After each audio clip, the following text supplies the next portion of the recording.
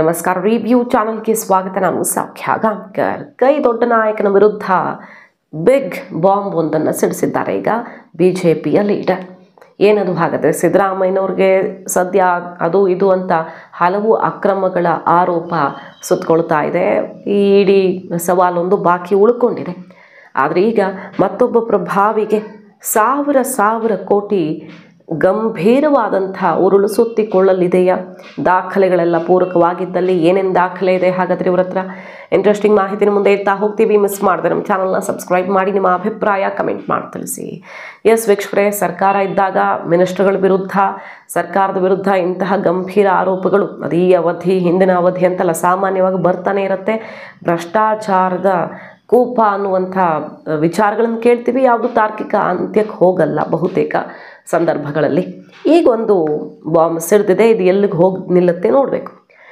ಬೇರೆ ಯಾರು ಅಲ್ಲ, DCM DK ಶಿವಕುಮಾರ್ ಅವರ ವಿರುದ್ಧ ಗಂಭೀರವಾದ ಆರೋಪ ಒಂದು ಕೇಳಿ ಬಂದಿರೋದು. ಈಗಾಗಲೇ ಅಕ್ರಮ ಆಸ್ತಿ ಮತ್ತೊಂದು ಅಂತ ಅವರು ED CBI ಸಂಕಷ್ಟಕ್ಕೆ ಸಿಕ್ಕಾಕೊಂಡಿದ್ರು. ಆದರೆ ಫೈಟ್ ಮಾಡಿ ಒಂದು ಹಂತಕ್ಕೆ ಗೆದ್ದು ಬಂದಿದ್ದಾರೆ. ಈಗ ನೋಡಿ, DK ಶಿವಕುಮಾರ್ ವಿರುದ್ಧ 2,000 ಕೋಟಿ ಭ್ರಷ್ಟಾಚಾರ ಆರೋಪವನ್ನು ಮಾಡಿದ್ದಾರೆ ಶಾಸಕ ಮುನಿರತ್ನ ಮತ್ತು DK ಬ್ರದರ್ಸ್ ನಡುವೆ ಯಾವ ರೀತಿ ಹಣಾಹಣಿ ನಡೀತಿದೆ. ಮುನಿರತ್ನ ಜೈಲಿಗೆ ಹೋಗಿ ಬಂದಿದ್ದು, ಮೊಟ್ಟೆ ದಾಳಿಯ ಹಾಯ್ ಡ್ರಾಮಾ ಎಲ್ಲವೂ ನಮಗೆ ನೆನಪಿರೋದೆ.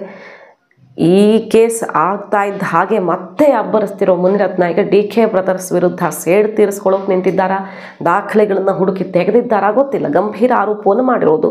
ಲೋಕಾಯುಕ್ತ ಹಾಗೂ EDಗೂ ಕೂಡ, CBIಗೂ ಕೊಟ್ಟಿದ್ದಾರೆ, EDಗೂ ಕೊಟ್ಟಿದ್ದಾರೆ, ಲೋಕಾಯುಕ್ತಕ್ಕೂ ಕೊಟ್ಟಿದ್ದಾರೆ. ಒಂದಿಷ್ಟು ದಾಖಲೆಗಳನ್ನು ಹಸ್ತಾಂತರಿಸಿ ದೂರನ್ನು ಕೊಟ್ಟಿರೋದು. ಬೆಂಗಳೂರು ನಗರಾಭಿವೃದ್ಧಿ ಇಲಾಖೆಯಲ್ಲಿಯೇ 2,000 ಕೋಟಿ ಬ್ರಹ್ಮಾಂಡ ಭ್ರಷ್ಟಾಚಾರವಾಗಿದೆ ಅಂತ ಅವರು ಆರೋಪ ಮಾಡಿದ್ದಾರೆ. ಈಗಾಗಲೇ ಸುಮಾರು 2,000 ಕೋಟಿ ರೂಪಾಯಿ ಬೆಂಗಳೂರು ನಗರಕ್ಕೆ ಅಂತಾನೆ ಅನುದಾನವನ್ನು ಹಂಚಿಕೆ ಮಾಡೋದಕ್ಕೆ ಉದ್ದೇಶಿಸಲಾಗಿದೆ. ಅದರಲ್ಲಿ ವಿಶ್ವ ಬ್ಯಾಂಕ್ನಿಂದ ಸಾಲದ ರೂಪದಲ್ಲಿ ಪಡೆದ 1,700 ಕೋಟಿ ರೂಪಾಯಿ ಮತ್ತು 300 ಕೋಟಿ ತೆರಿಗೆ ಹಣ, ಓವರಾಲ್ 2,000 ಕೋಟಿ. ಯಶವಂತಪುರ ವಿಧಾನಸಭಾ ಕ್ಷೇತ್ರದ ವ್ಯಾಪ್ತಿಗೇನೆ BBMP ವ್ಯಾಪ್ತಿಯ ಕೇವಲ 5 ವಾರ್ಡ್ಗಳಿದ್ದರೂ ಕೂಡ 232 ಕೋಟಿ ರೂಪಾಯಿ ಹಂಚಿಕೆ ಮಾಡಲಾಗಿದೆ. ಯಶವಂತಪುರ ವಿಧಾನಸಭಾ ಕ್ಷೇತ್ರಕ್ಕೆ ಸಂಬಂಧಪಟ್ಟಂತೆ ಕಾಂಗ್ರೆಸ್ ಪಕ್ಷದ ಸ್ಟಾರ್ ಚಂದ್ರು ಇವರಿಗೆ ಗುತ್ತಿಗೆ ಕೊಡಲಾಗಿದೆ. ಇವರ ಮಾಲೀಕತ್ವದ ಸ್ಟಾರ್ ಬಿಲ್ಡರ್ಸ್ ಹೆಸರಿನ ಉದ್ದೇಶಿತ ಯಶವಂತಪುರ ವಿಧಾನಸಭಾ ಕ್ಷೇತ್ರಕ್ಕೆ 232 ಕೋಟಿಗಳ ಅನುದಾನ ಹಂಚಿಕೆ ಮಾಡುವಂಥ ಪ್ಲ್ಯಾನ್ ಒಂದು ನಡೀತಿದೆ ಅನ್ನೋ ಗಂಭೀರ ಆರೋಪವನ್ನು ಮಾಡಿದ್ದಾರೆ ಸ್ಟಾರ್ ಚಂದ್ರು. ಮತ್ತು ಈ ವಿಧಾನಸಭಾ ಕ್ಷೇತ್ರ ST ಸೋಮಶೇಖರ್ ಅವ್ರಿಗೆ ಸಂಬಂಧಪಟ್ಟದ್ದು, DK ಶಿವಕುಮಾರು. ಸೊ ಎಲ್ಲರ ವಿರುದ್ಧ ತಿರುಗಿ ಬಿದ್ದಿದ್ದಾರೆ. ರಾಜಕೀಯ ದುರುದ್ದೇಶಪೂರಿತವಾದಂತಹ ಆರೋಪ ಮತ್ತು ದೂರೋ ಅಥವಾ ತಾರ್ಕಿಕ ಅಂತ್ಯಕ್ಕೆ ತಗೊಂಡು ಹೋಗುವಷ್ಟು ಪೂರಕ ದಾಖಲೆಗಳಿದ್ದಾವೋ ನೋಡಬೇಕು. ಒಟ್ಟಿನಲ್ಲಿ ಬಹಳ ಗಂಭೀರವಾದಂಥ ಆರೋಪ ಮತ್ತು ದೂರು. ಹೊರ ರಾಜ್ಯದವರಿಗೆ ಟೆಂಡರ್ ಕೊಡೋದಕ್ಕೆ ಪ್ಲ್ಯಾನ್ ಆಗಿತ್ತು ಅನ್ನೋದು, ನಗರಕ್ಕೆ ನೀಡೋ ಅನುದಾನಕ್ಕೆ ಸಂಬಂಧಪಟ್ಟಂತೆ ಈ ರೀತಿಯ ಒಂದು ಪ್ಲ್ಯಾನನ್ನು ಮಾಡಿ ಅಕ್ರಮವಾಗಿ ಹಣ ಹೊಡೆಯೋದಕ್ಕೆ ಹೊರ ರಾಜ್ಯದವರಿಗೆ ಟೆಂಡರ್ ಕೊಡೋದಕ್ಕೆ ತಯಾರಿ ಮಾಡ್ಕೊಂಡಿದ್ದಾರೆ. 15% ಅಷ್ಟು ಕಮಿಷನ್ ಹಣದ ಮುಂಗಡವನ್ನು ಗುತ್ತಿಗೆದಾರರಿಗೆ ಕೊಡಲಾಗಿದೆ ಅಂತ ಅವರು ಹೇಳ್ತಿರೋದು. ಈಗಾಗಲೇ ಕರ್ನಾಟಕ ಯೂತ್ ಕಾಂಗ್ರೆಸ್ ಅಧ್ಯಕ್ಷರಾದ ಮಂಜುನಾಥ್ ಗೌಡ ಇವರ ಮೂಲಕ ಚರ್ಚೆ ಮಾಡಿಕೊಂಡು ಮುಂಗಡ ಹಣ ಸಂದಾಯನೂ ಆಗಿದೆ. ಆಂಧ್ರ ಮತ್ತು ತೆಲಂಗಾಣ ಮೂಲದವರಿಗೆ ಮಾತಾಗಿರೋದು ಅಂತ ಹೇಳ್ತಿದ್ದಾರೆ ಅವರು. ಅಲ್ಲಿನ ಮುಖ್ಯಮಂತ್ರಿಗಳ ಸಂಬಂಧಪಟ್ಟವರಿಗೆ, ಅಂದರೆ ಸಂಬಂಧಿಕರು, ಅವ್ರ ರಿಲೇಟಿವ್ಸ್ಗೆ ಟೆಂಡರ್ ಕೊಡೋದಕ್ಕೆ ತಯಾರಿ ನಡೆದಿದೆ ಅನ್ನೋದು ಗಂಭೀರವಾದ ಆರೋಪ. ರಾಜಕಾರಣದ ಬಗ್ಗಂತೂ ನಮಗೆಲ್ಲ ತುಂಬ ಕುತೂಹಲ ಇದೆ. ಅದರ ಜೊತೆಗೆ ಹಣಕಾಸಿನ ವಿಚಾರದಲ್ಲೂ ಒಂದಿಷ್ಟು ತಿಳುವಳಿಕೆ ಅತ್ಯಗತ್ಯ ಅಲ್ವಾ?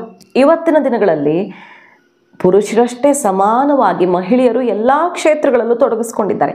ಮನೆ ನಿರ್ವಹಣೆ ಜೊತೆಗೆ ಹಣಕಾಸು ಚಟುವಟಿಕೆಗಳಲ್ಲೂ ತೊಡಗಿಸ್ಕೊಂಡಿದ್ದಾರೆ. ಈ ರೀತಿ ಪ್ರಗತಿಶೀಲ ಹಾದಿಯಲ್ಲಿರುವಂಥ ಮಹಿಳೆಯರ ಮೇಲೆ ಎಷ್ಟೋ ಜನ ಕುಟುಂಬಸ್ಥರು, ಅವರನ್ನು ನಂಬ್ಕೊಂಡಿರೋರು ಬದುಕ್ತಿರ್ತಾರಲ್ವ, ಎಷ್ಟೋ ಫ್ಯಾಮಿಲಿಗಳಿರ್ತಾವಲ್ಲ. ಅಕಸ್ಮಾತ್ ಅಂತಹ ಮಹಿಳೆಯರು ಯೋಚನೆ ಮಾಡಲೇಬೇಕಲ್ವ, ಏನಾದರೂ ಅನಾಹುತ ಆದರೆ ಲೈಫಲ್ಲಿ ಆಕ್ಸಿಡೆಂಟ್ ಇರಬಹುದು, ಅಂಗಾಂಗಗಳು ಆಗುವಂಥ ಊಹೆ ಮಾಡ್ಕೊಳ್ಳೋದಂಥ ಸನ್ನಿವೇಶಗಳು ಬಂದೊದಗಬಹುದು, ಬರಬಾರ್ದು. ಆದರೆ ಬಂದು ಬಿಟ್ಟರೆ ಕ್ಯಾನ್ಸರ್ನಂತಹ ಅಪಾಯಕಾರಿ ಕಾಯಿಲೆಗಳು ಆವರಿಸಿಕೊಂಡ್ರೆ ಏನಾಗಬಹುದು? ಕಥೆ ನಂಬಿಕೊಂಡಿರೋರ ಕಥೆ ಏನು, ಅವ್ರ ಜೀವನ ಏನು ಅಲ್ವಾ? ಹಾಗಾದರೆ ಟರ್ಮ್ ಇನ್ಶೂರೆನ್ಸ್ ಮಾತ್ರ ಇದಕ್ಕೆಲ್ಲ ಉತ್ತರ. ಒಂದರ್ಥದಲ್ಲಿ ಟರ್ಮ್ ಇನ್ಶೂರೆನ್ಸ್ ಎಲ್ಲರೂ ಮಾಡಿಸ್ಕೊಳ್ಳೇಬೇಕು ಅಂದರೂ ತಪ್ಪಿಲ್ಲ. ಯಾಕಂದರೆ ನಮ್ಮನ್ನು ನಂಬಿಕೊಂಡಿರೋರನ್ನ ಅರ್ಧದಲ್ಲಿ ಕೈ ಬಿಟ್ಟು ಹೋಗದಂತೆ ಕಾಪಾಡತ್ತೆ. ಇತ್ತೀಚಿನ ದಿನಗಳಲ್ಲಿ ಭಾರತದಲ್ಲಿ ಪುರುಷರು ಟರ್ಮ್ ಇನ್ಶೂರೆನ್ಸ್ ಕಡೆಗೆ ಹೆಚ್ಚೆಚ್ಚು ಗಮನ ಕೊಡ್ತಾ ಇದ್ದಾರೆ. ಅದು ಡೇಟಾದಲ್ಲಿ ಕಾಣಿಸ್ತಾ ಇದೆ. ಆದರೆ ಮಹಿಳೆಯರಿಗೆ ಇನ್ನಷ್ಟು ಅರಿವು ಬೇಕು ಅನಿಸುತ್ತೆ. ವಿಶೇಷ ಅಂದರೆ ನಮ್ಮ ದೇಶದಲ್ಲಿ ಮಹಿಳೆಯರಿಗೆ 15% ಕಡಿಮೆ ಪ್ರೀಮಿಯಂ ಮೊತ್ತದಲ್ಲಿ ಲೈಫ್ ಸೆಕ್ಯೂರಿಟಿ ಸಿಗುತ್ತೆ ಪುರುಷರಿಗೆ ಕಂಪೇರ್ ಮಾಡ್ತಾ ಹೋದರೆ. ಇದೆಲ್ಲದರ ಬಗ್ಗೆ ಮಾಹಿತಿ ಪಡ್ಕೊಳ್ಬೇಕಂದ್ರೆ ನೀವು ಡಿಸ್ಕ್ರಿಪ್ಷನ್ ಮತ್ತು ಕಮೆಂಟ್ ಬಾಕ್ಸಲ್ಲಿರುವಂಥ ಲಿಂಕನ್ನು ಕ್ಲಿಕ್ ಮಾಡಿ ನೋಡಬಹುದು. ನೋಡಿ, ಕೇವಲ 485 ರೂಪಾಯಿಯಿಂದನೂ ಕೂಡ ಶುರುವಾಗೋ ಪ್ಲ್ಯಾನ್ಗಳಿದ್ದಾವೆ. ಅಪ್ ಟು 1 ಕೋಟಿ ತನಕನೂ ಕವರೇಜ್ ಇರುತ್ತೆ. 50 ಟಾಪ್ ಕಂಪನಿ ಆಪ್ಷನ್ಗಳಿವೆ. ಇಂಥದ್ದೇ ಅಂತಲ್ಲ, ನೀವೇ ಕಂಪೇರ್ ಮಾಡಿ ಸ್ಟಡಿ ಮಾಡಿ ಉತ್ತಮವಾಗಿದ್ದನ್ನು ನಿಮ್ಗೆ ಬೇಕಾಗಿರೋದನ್ನು ಆಯ್ಕೆ ಮಾಡ್ಕೊಳ್ಬಹುದು. 100% ಕ್ಲೇಮ್ ಗ್ಯಾರಂಟಿ ಕೊಡ್ತವೆ ಕೆಲವು ಪ್ಲ್ಯಾನ್ಗಳಂತೂ. ಸಾಕಷ್ಟು ಆಯ್ಕೆಗಳನ್ನು ನೋಡಬಹುದು. ದುಡಿತಿರುವಂಥ ಗಂಡನ ಆ ಇನ್ಕಮ್ ಗ್ಯಾರಂಟಿಯ ಆಧಾರದ ಮೇಲೂ ಕೂಡ ಗೃಹಿಣಿಯರು ನಾನು ವರ್ಕ್ ಮಾಡ್ತಿಲ್ಲ ಅಂದರೆ ಅವರೂ ಕೂಡ ಮಾಡಿಸೋದಕ್ಕೆ ಅವಕಾಶ ಇರುತ್ತೆ. ಮುಂದಿನ ದಿನಗಳಲ್ಲಿ ಯಾರು ಗೊತ್ತು, ಪ್ರೀಮಿಯಂ ಮೊತ್ತ ಜಾಸ್ತಿ ಆಗಬಹುದು. ಎಷ್ಟು ಸಣ್ಣ ವಯಸ್ಸಲ್ಲಿ ನಾವು ಟರ್ಮ್ ಇನ್ಶೂರೆನ್ಸ್ ಬೈ ಮಾಡ್ತೀವೋ ಅಷ್ಟು ಒಳ್ಳೆಯದು. ನಾವೇನು ಮೊತ್ತ ಬೈ ಮಾಡಿರ್ತೀವಿ ಅದು ಲಾಕ್ ಆಗುತ್ತೆ ಕಂಪ್ಲೀಟ್ ಟರ್ಮ್ಗೆ. ಸೊ ಮಿಸ್ ಮಾಡದೆ ಕಮೆಂಟ್ ಮತ್ತು ಡಿಸ್ಕ್ರಿಪ್ಷನ್ ಬಾಕ್ಸ್ನಲ್ಲಿರುವಂಥ ಲಿಂಕನ್ನು ಕ್ಲಿಕ್ ಮಾಡಿ ಹೆಚ್ಚಿನ ಮಾಹಿತಿಯನ್ನು ಪಡ್ಕೊಳ್ಳಿ. ಬಿಸ್ನೆಸ್ಸು ಮತ್ತೊಂದು ಅಂತ ವ್ಯಾವಹಾರಿಕವಾಗಿಯೂ ಕೂಡ ನಂಟಿದೆ ಅಂತೆಲ್ಲ ಹೇಳಲಾಗ್ತಿತ್ತಲ್ಲ, ಅದೇ ರೀತಿಯಲ್ಲಿ ಇವರು ಆರೋಪ ಮಾಡ್ತಿದ್ದಾರೆ ಅಲ್ಲಿನವರ ಸಂಬಂಧಿಗಳಿಗೆ ಅಂತ. ಚಂದ್ರಬಾಬು ನಾಯ್ಡು ಕಡೆಯವ್ರಿಗೂ ಟೆಂಡರ್ ಅಂತ ಆರೋಪಿಸ್ತಿರೋದು. ಚಂದ್ರಬಾಬು ನಾಯ್ಡು ಸರ್ಕಾರದಲ್ಲಿ ಶಾಸಕರು ಮತ್ತು ಸಂಬಂಧಿಯೊಬ್ಬರು JMC ಕನ್ಸ್ಟ್ರಕ್ಷನ್ ಅನ್ನೋ ಹೆಸರು ಅವ್ರು ಹೇಳಿರೋದು. ಹಾಗೆ ಇದರ ಜೊತೆಯಲ್ಲಿ ಆಂಧ್ರ ಪ್ರದೇಶದ ಗುತ್ತಿಗೆದಾರರಿಗೆ 1768 ಕೋಟಿ ರೂಪಾಯಿಗಳ ಪ್ಯಾಕೇಜ್ನ ಕಾರ್ಯಾದೇಶ ಕೊಡುವುದಕ್ಕೆ ಉದ್ದೇಶಿಸಲಾಗಿದೆ. ಗುತ್ತಿಗೆದಾರ RN ಶೆಟ್ಟಿ ಜೊತೆಯಲ್ಲಿ ಸಹ ಈಗಾಗಲೇ ಮಾತುಕತೆ ನಡೆಸಿದ್ದಾರೆ. ಇದಕ್ಕೆ ಸಂಬಂಧಪಟ್ಟಂತೆ 15% ಕಮಿಷನ್ ಹಣದ ಮುಂಗಡವನ್ನು ತಲುಪಿಸಿದ್ದಾರೆ.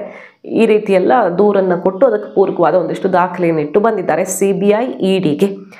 ಹಾಗೆ ಹಿಂದಿನ ಸರ್ಕಾರಗಳು ತಮ್ಮ ರಾಜ್ಯದ ಗುತ್ತಿಗೆದಾರರಿಗೆ ಅನುಕೂಲ ಆಗುವ ಹಿತದೃಷ್ಟಿಯಿಂದ ಅಂದರೆ ತಮ್ಮದೇ ರಾಜ್ಯದವರಿಗೆ ಅನುಕೂಲ ಆಗಬೇಕು ಅಂತ ಅಲ್ಲಿನವರೇ ಭಾಗಿಯಾಗ್ತಿದ್ರು ಟೆಂಡರ್ ಪ್ರಕ್ರಿಯೆಯಲ್ಲಿ. ಈಗ ಹೊರ ರಾಜ್ಯ ಆಂಧ್ರ ಪ್ರದೇಶದ ಬಲಿಷ್ಠ ಗುತ್ತಿಗೆದಾರರಿಗೆ ಅನುಕೂಲ ಮಾಡಿಕೊಡೋ ಉದ್ದೇಶದಿಂದ 2,000 ಕೋಟಿ ಪ್ಯಾಕೇಜ್ ಅನುದಾನಗಳಿಗೆ ಟೆಂಡರ್ ಪ್ರಕ್ರಿಯೆ ಮಾಡಿದ್ದಾರೆ ಅಂತ ಗಂಭೀರ ಆರೋಪವನ್ನು ಮಾಡಿದ್ದು CBI ED ಲೋಕಾಯುಕ್ತ ಎಲ್ಲದಕ್ಕೂ ದೂರು ಕೊಟ್ಟಿದ್ದಾರೆ.